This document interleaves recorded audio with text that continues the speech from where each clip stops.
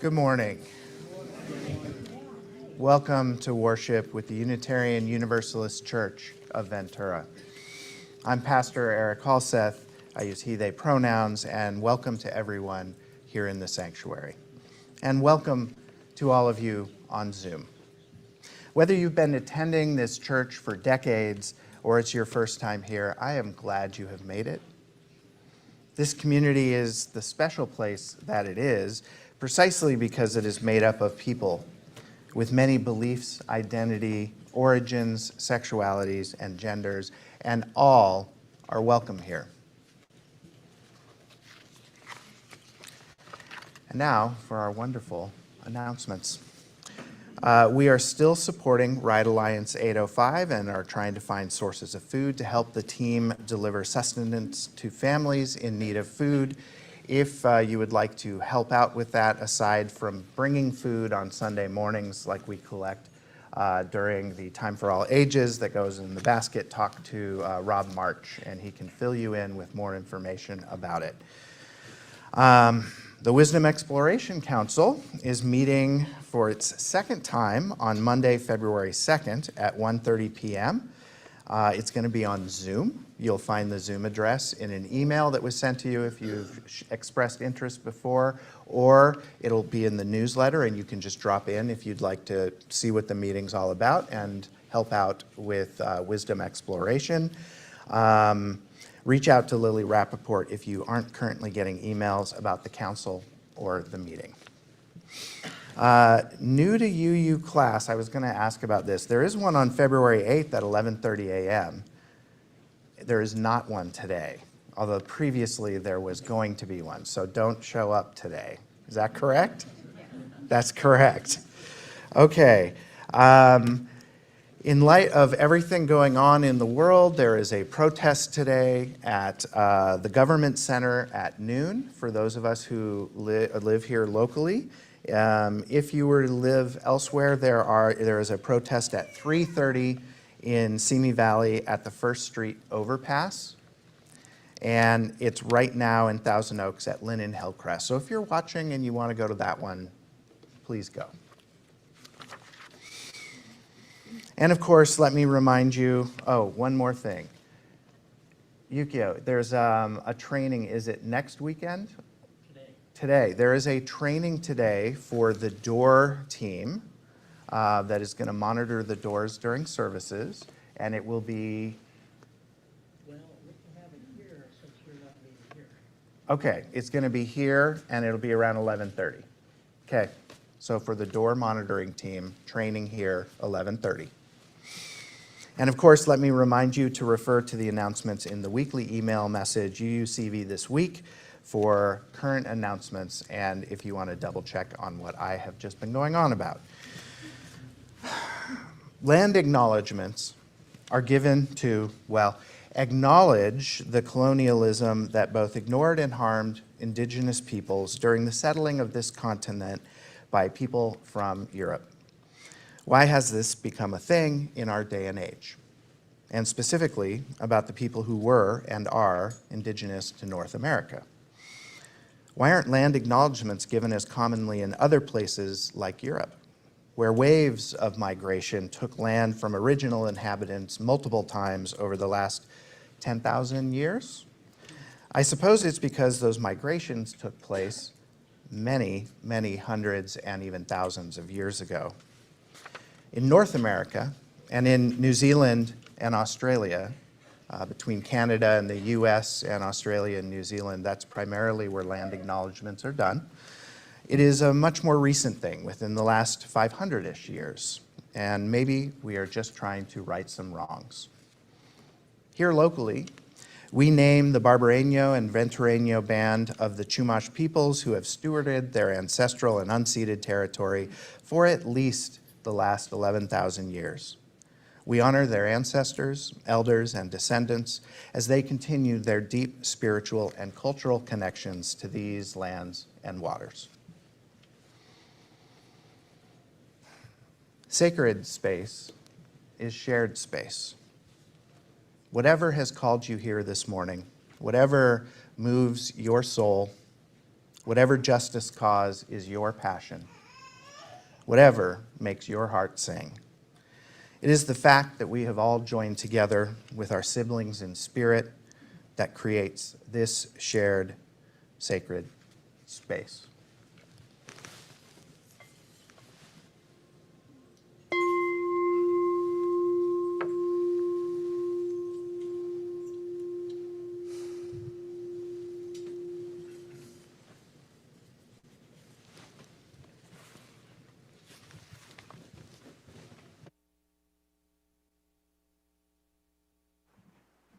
Good morning.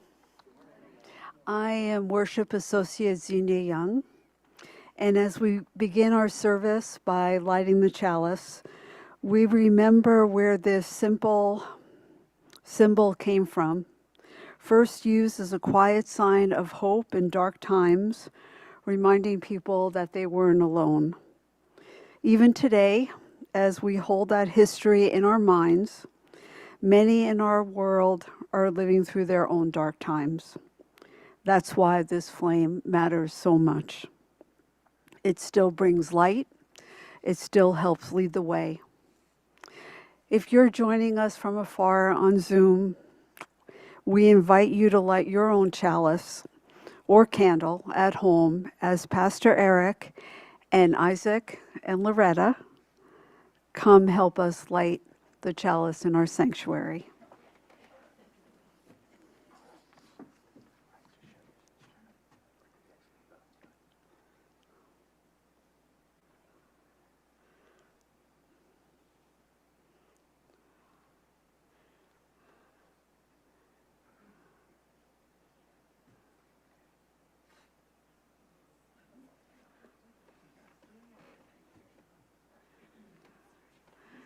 I love the sharing. May this shared flame bring us all together across screens and miles in spirit and in purpose as we gather in community. And may this shared light unite us wherever we are as we begin our time together.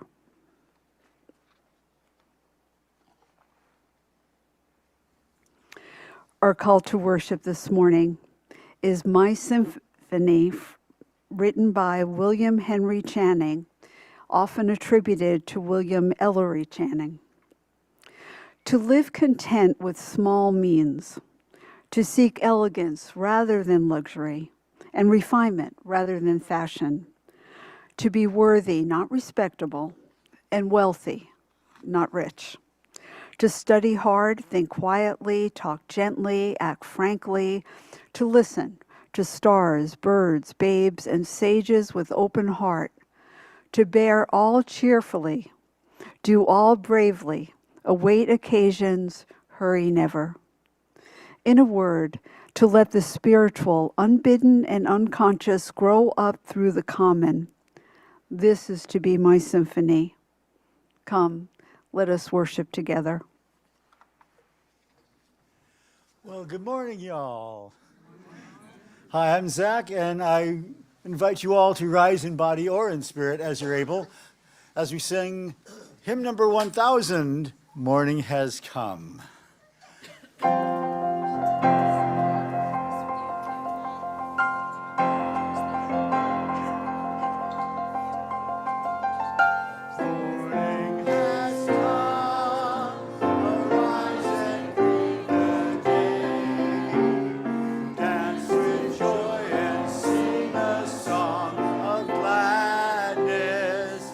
The light of hope here shines.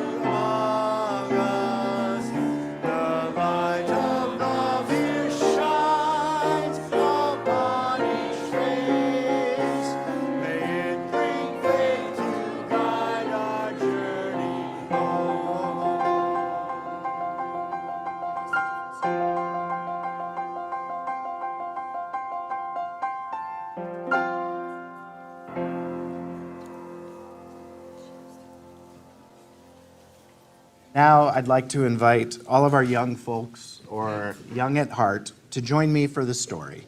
Gather up the donations for Ride Alliance 805 and Poder Popular as you come to the front. From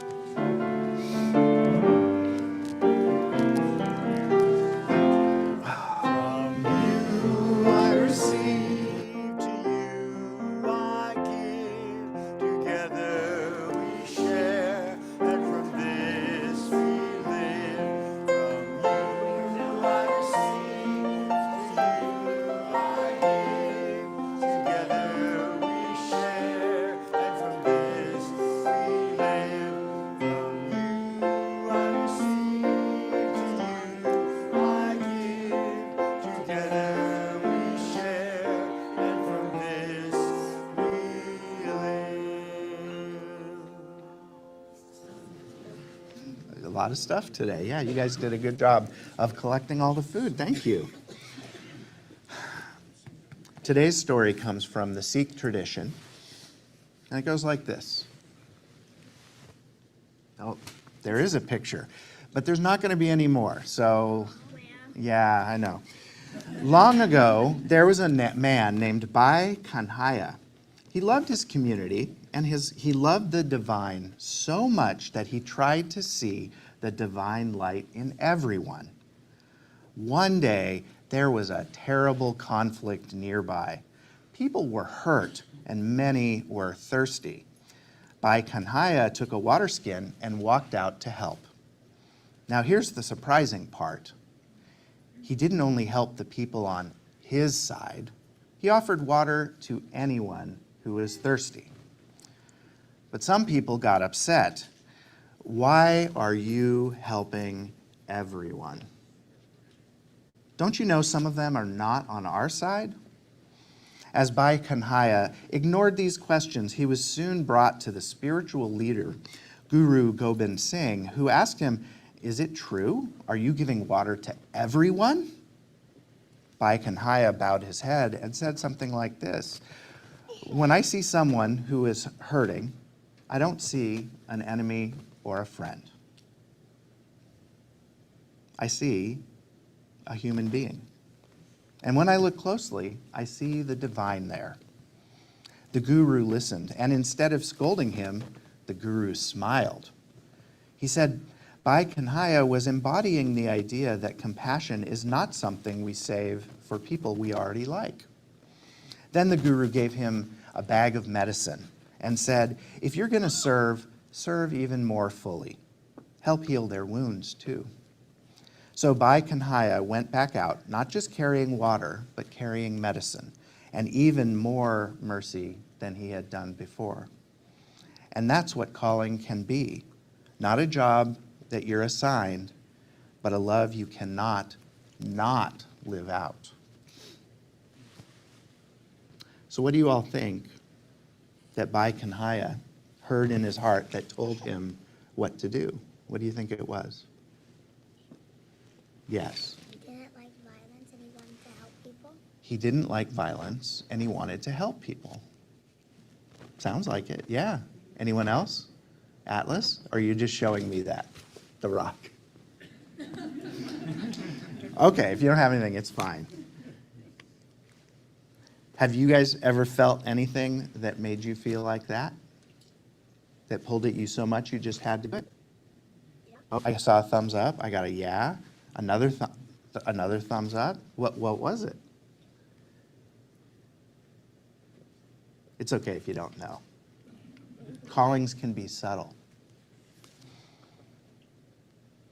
And what's one small thing you could do this week that would be something like Bhai Kanhaya did? Can you think of anything? Yes. If someone gets hurt, you can help them. If someone gets hurt, you can help them. Yes, absolutely. Any kind of hurt. All right, that's our story for today. Even if someone hurts your feelings, that's correct. It's not just feeling like falling down and getting hurt. You are correct, Atlas. And now I would like to invite all of our, That was the wrong thing. You guys know what to do. Let's sing our children out to class through the bridge of love. If you're new, just follow along and please own your personal space as it feels right. It's time for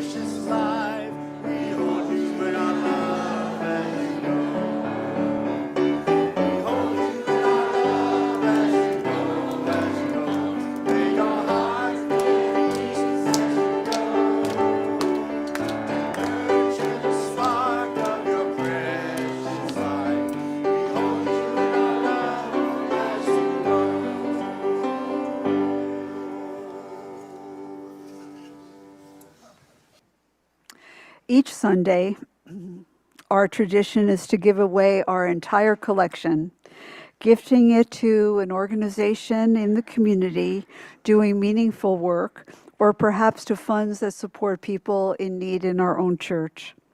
This practice is one of the many ways we live our values and put them into action, sharing what we have to care for others.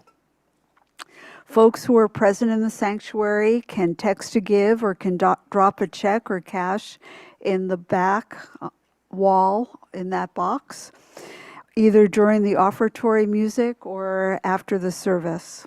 And today, our offering goes to Lift Up Your Voice, the program in support of Family to Family, a nonprofit, all-volunteer organization that serves hot, nourishing meals to homeless and needy individuals in Ventura and has done that work since 1983.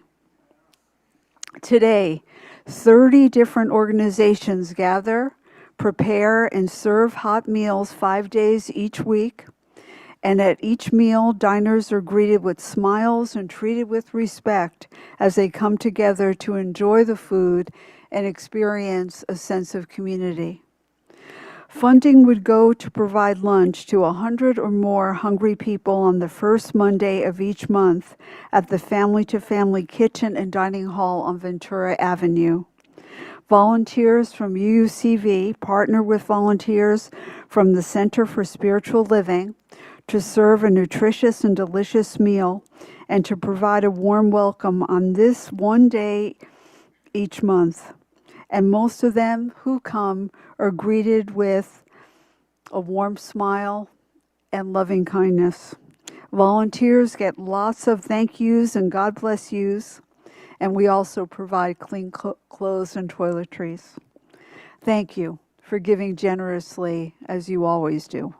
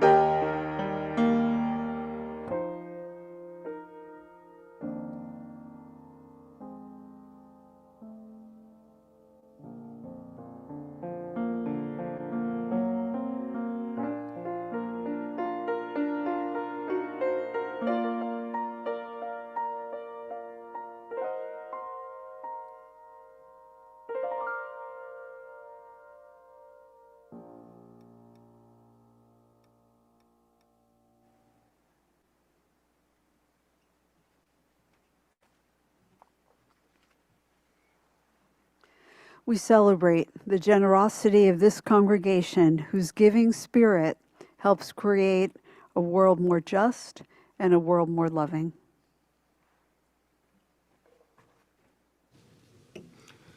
Before we start Joys and Sorrows today, and I wrote this because if I didn't write it, I might say something highly inappropriate.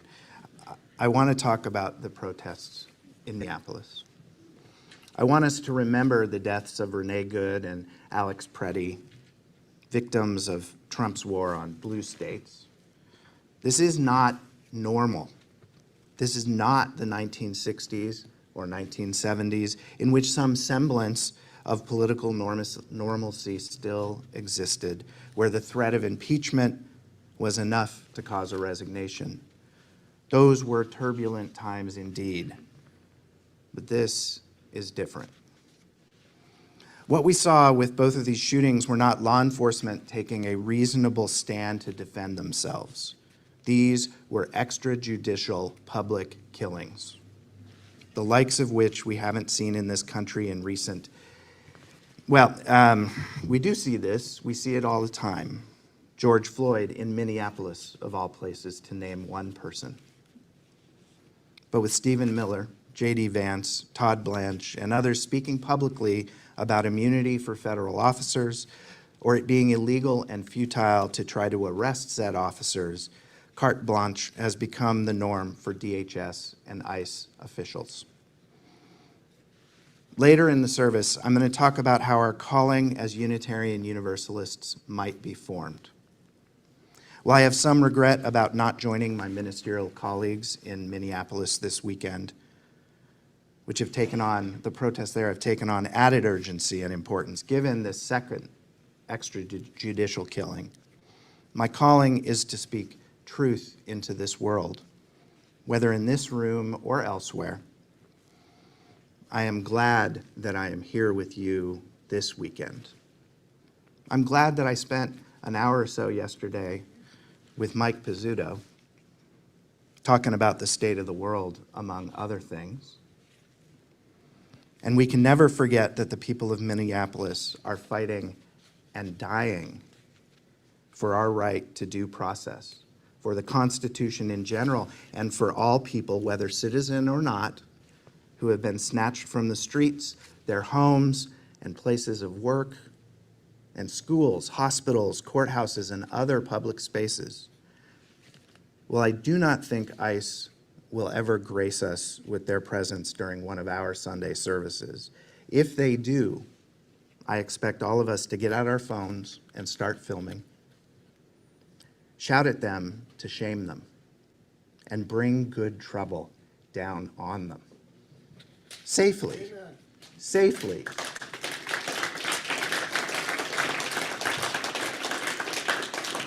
Safely, but good trouble indeed.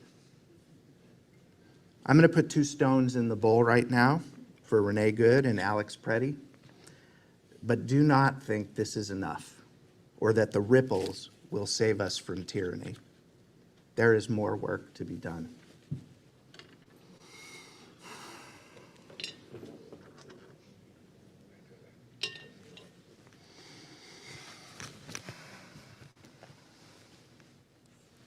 This is the moment in our service where we slow down, we take a breath together, we check in with ourselves and notice what it is that we're carrying, joys, sorrows, and everything in between.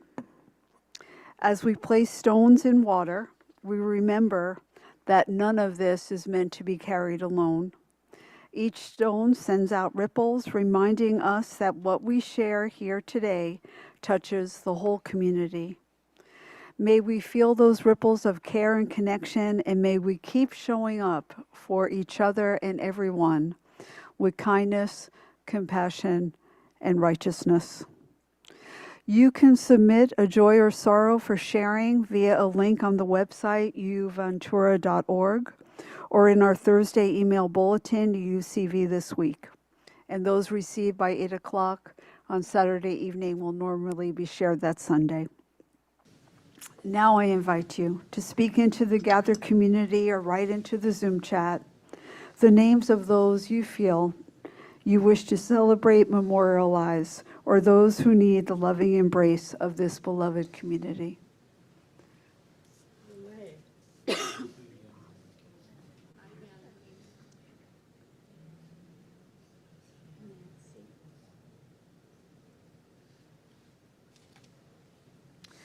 Pastor Erik will now place one final stone in the water for all the joys and sorrows just shared and those still unspoken in the silent sanctuary of our hearts.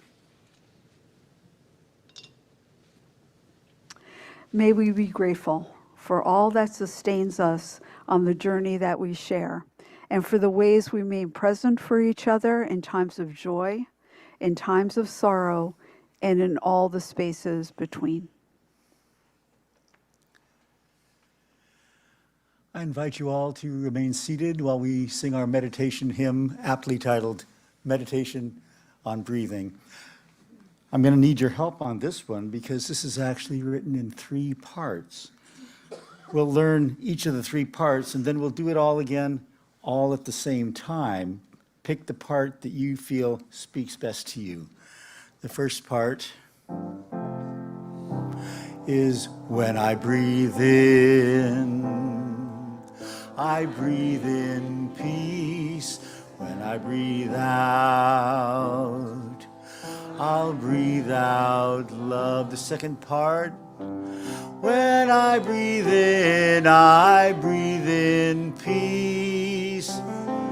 When I breathe out, I breathe in love. And the last part, breathe in, breathe out, breathe in, breathe out. All together now, and I then.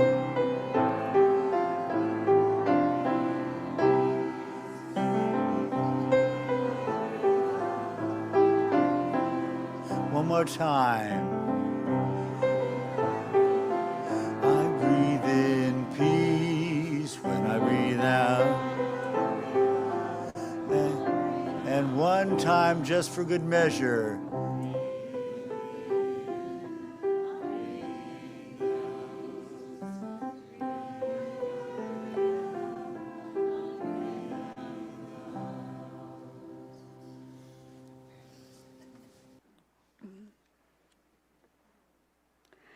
Today's reading is from Sikh Scripture and Tradition, and it's adapted for worship. The title is Listen, Then Serve. We remember that a spiritual calling is not only a plan we make, but also a life we receive, a way we learn to walk. The Sikh tradition names this the hukam, the deep way, the living order of things. So how can you become truthful, O Baba Nanak, Father Nanak, the first guru of Sikhism? It is written that you shall obey the hukam of his command and walk in the way of his will.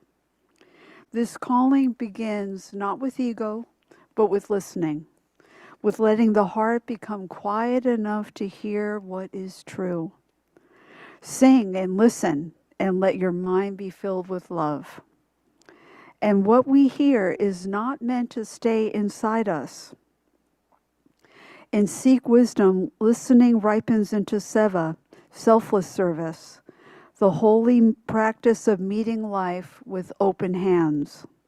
Without service, cursed are the hands and feet, and useless are other deeds. Not service done for applause, not goodness performed for points, but service that flows from love, from humility, from the sense that the sacred lives in all. One saying is, serve the Lord open-heartedly, and then you shall find total peace. Another is, remember and hear God's name, and bestow it as alms unto all. So today, Sikhs practice their calling in 2 movements.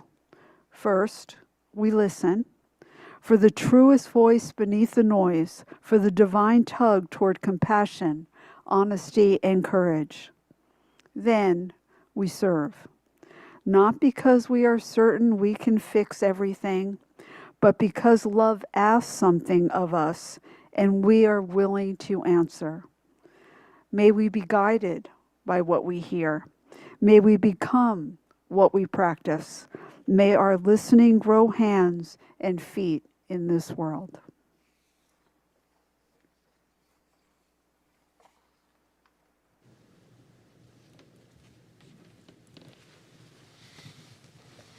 I invite you now into a time of meditation.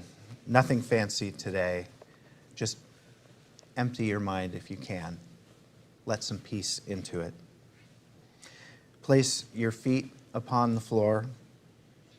Close your eyes if you wish. And breathe in and breathe out. Noticing your breath both as it comes in and it goes out. Relax in this moment and just breathe.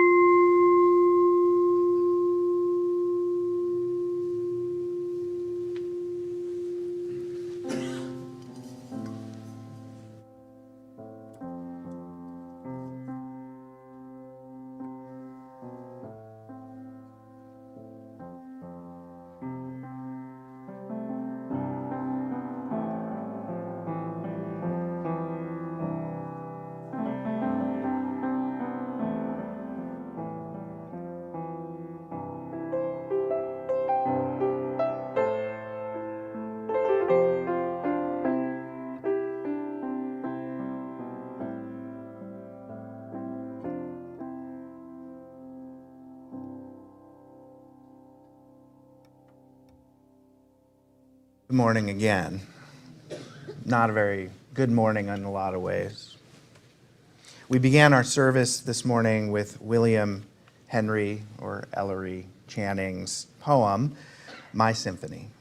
In that reading, Channing urges us not to imitate someone else's music, not to force ourselves into a part written for another, but to play the symphony that is ours to play, to live that life that is uniquely given to us, faithfully and fully.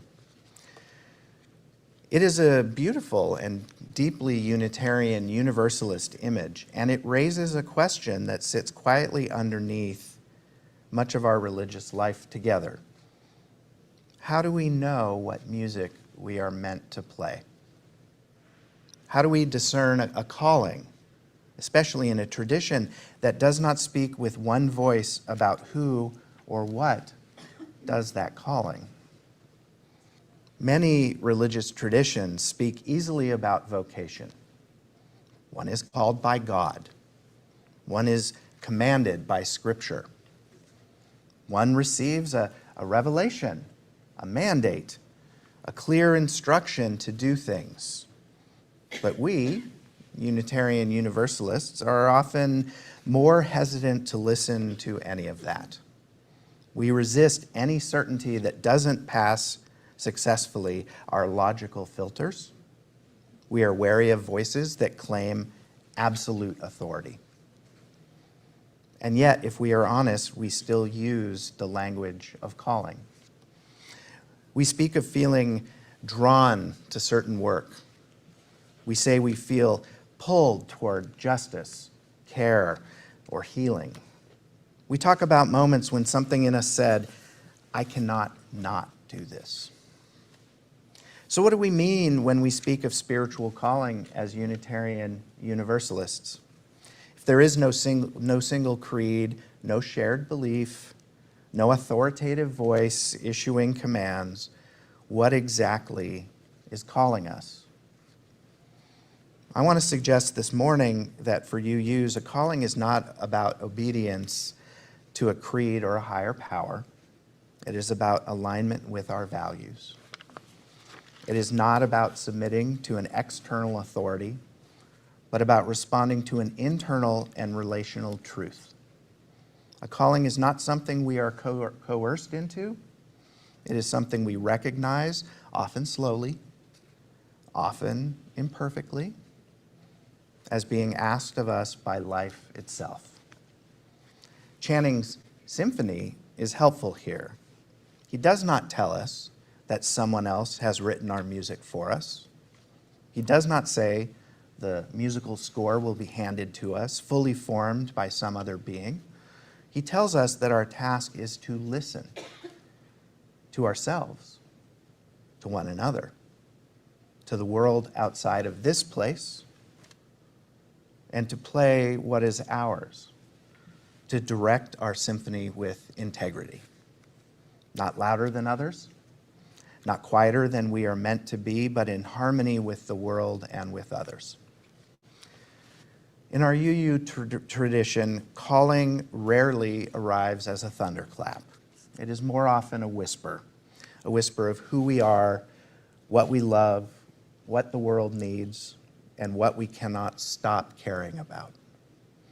It is discovered not through certainty, but through attention to a quiet voice that speaks to us through nature, or poetry, or prophetic voices, or through just seeing what the world needs and responding to it.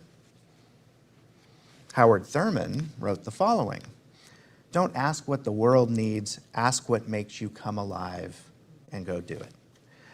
Because what the world needs is people who have come alive. Thurman is not suggesting selfishness here, naming our ego as more important than anything. He is naming something profoundly relational, that our deepest sense of living, of being alive, often intersects with the deepest needs we observe around us. This is one way UUs understand calling, not as an external belief to assent to, but as a response we make to the world around us. And this is where the Sikh wisdom we heard earlier in the service offers us such a powerful companion. In Sikh tradition, two concepts are central to understanding spiritual life: hukam and seva. Hukam refers to the divine order, the unfolding of reality as it is. As Unitarian Universalists, we might not interpret it as a rigid plan imposed from above, but a deep attentiveness to how things are moving, where life is flowing, what is being revealed in the present moment. Hukam in this sense is not about control, it is about alignment with the universe, about noticing what is being asked of us by the world as it actually exists, not as we wish it to be. Is God or the divine part of us? That's up to you. For Sikhs, certainly it is, but we are UUs. It may or may not be part of our spiritual makeup as individuals.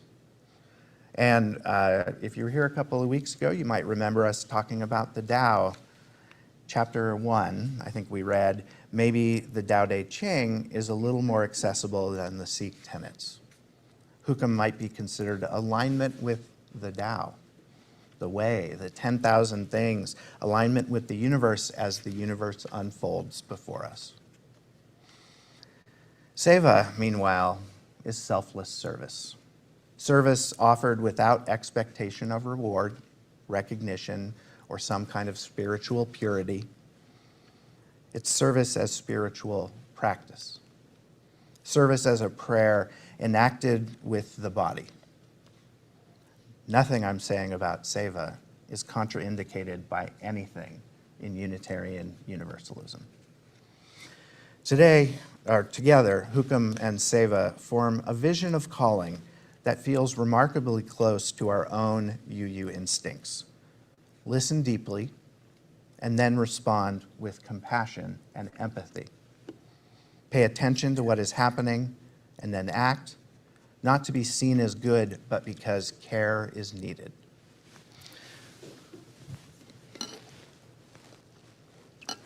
The story from Time for All Ages about Bai Kanhaya brings these ideas vividly to life. Bai Kanhaya lived in a time of conflict and violence. During a battle, he moved among the wounded, offering water to anyone who needed it. He did not distinguish between friend and enemy, between ally and opponent. He saw only thirst, pain, and human need. Some of the soldiers became angry. They accused him of helping the enemy.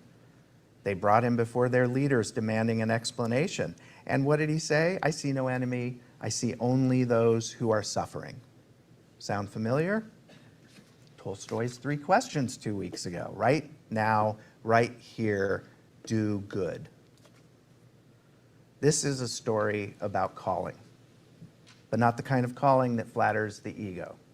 Bai Kanhaya's calling did not align him with the powerful. It did not make him popular. It did not make him safe. In fact, it had the opposite effect. It made him faithful to compassion, even when that compassion disrupted expectations and crossed boundaries that others insisted were essential to their community. But his calling was not loyalty to a side. It was a loyalty to caring for other human beings. For Unitarian Universalists, this story should resonate deeply with our affirmation of the inherent worth and dignity of every person. Bai Kanhaya did not need a theology of enemies and allies to tell him who deserved water, but instead his theology was embodied, living in his hands and his actions. He responded to suffering because suffering was right in front of him. Remember, right now, right here, do good. And this is an important truth about calling. A true calling will often make us uncomfortable. It may place us at odds with authority. It may require us to act in ways that others misunderstand. A calling does not guarantee ease, but it does guarantee meaning.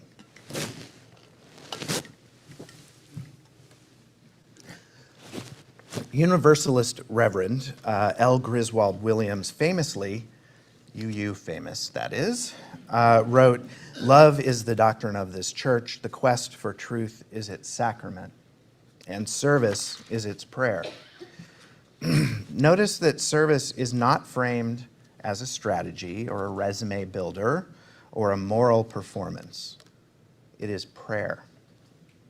It's how love becomes visible. Calling, then, is not about being exceptional. It's about being faithful to what you believe. And faithfulness often looks ordinary from the outside. It looks like showing up, like paying attention, like refusing to harden our hearts even when the world gives us many, many, many reasons to do so.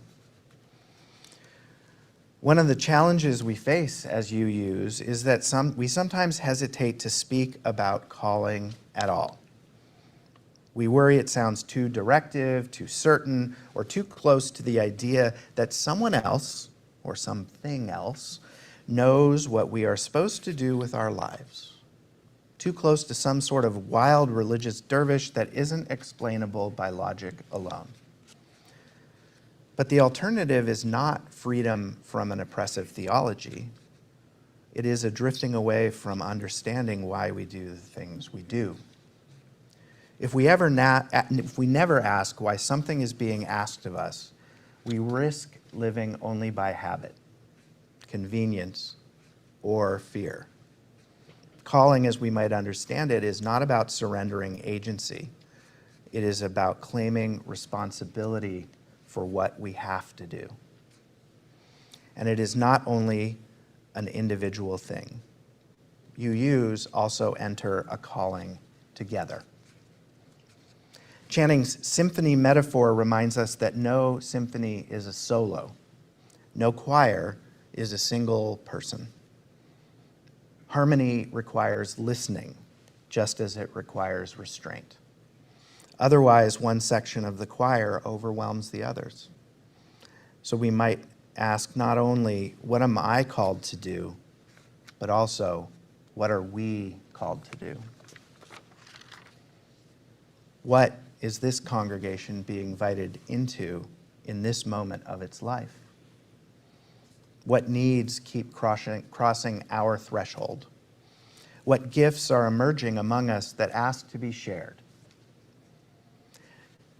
Discerning a collective calling is slow work. It requires patience, trust, and a willingness to be changed by one another. It asks us to listen not just to the loudest voices, but also to the quiet ones. Not just to urgency, but to wisdom.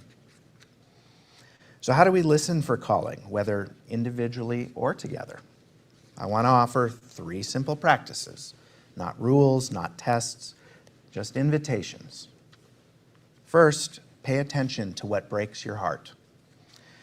The things that disturb us deeply, that refuse to leave us alone, often point towards what we are asked to care about. Second, notice what you keep returning to. Even when it is difficult, even when you try to walk away, your persistence is often a clue. And third, listen to what others see in you. Sometimes our calling is more visible from the outside than from within.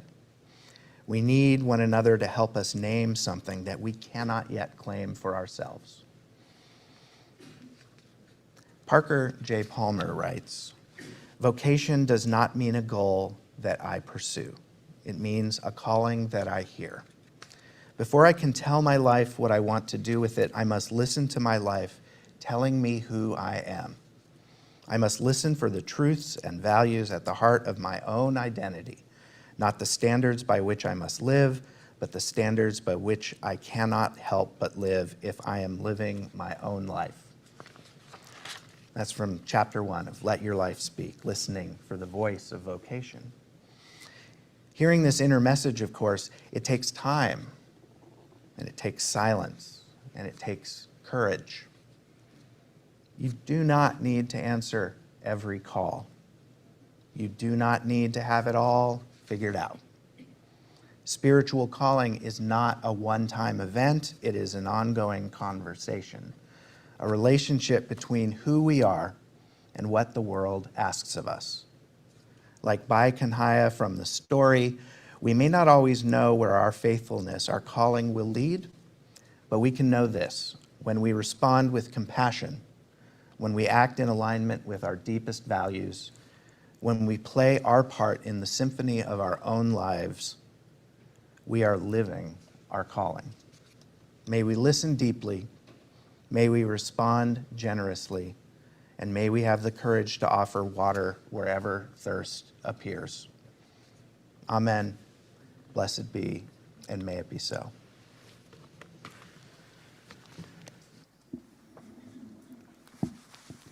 I invite you all to rise in body or in spirit as we sing our closing hymn, "When Our Heart is in a Holy Place."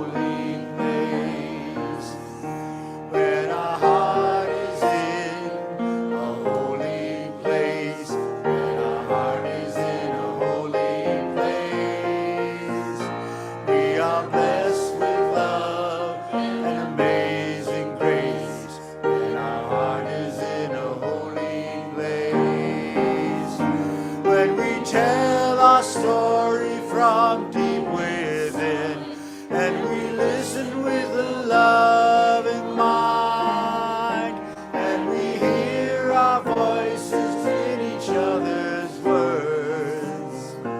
Then our heart is in a holy place.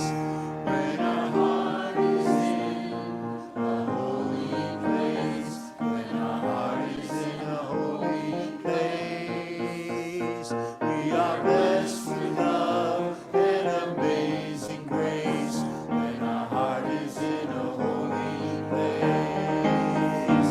When we share the silence of sacred space, and the God of our heart stirs within, and we feel the power of each other's faith, then our heart is in a holy place. When our heart is in a holy place, when our heart is in a holy place, we are blessed with love and amazing grace. When our heart is in a holy place, when our heart is in a holy place.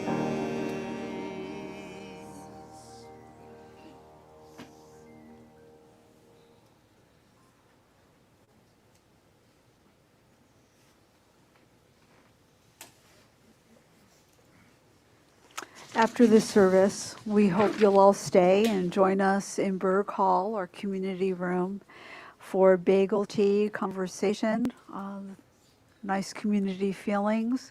There's a welcome table that we hope you'll seek out, but we do hope that you'll stay and be with us.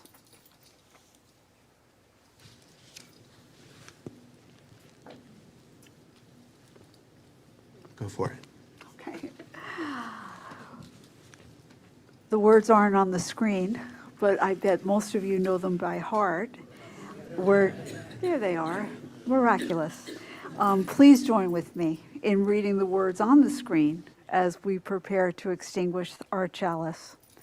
We extinguish this flame, but not the light of truth, the warmth of community, or the fire of commitment, those we carry into our lives until we are together again.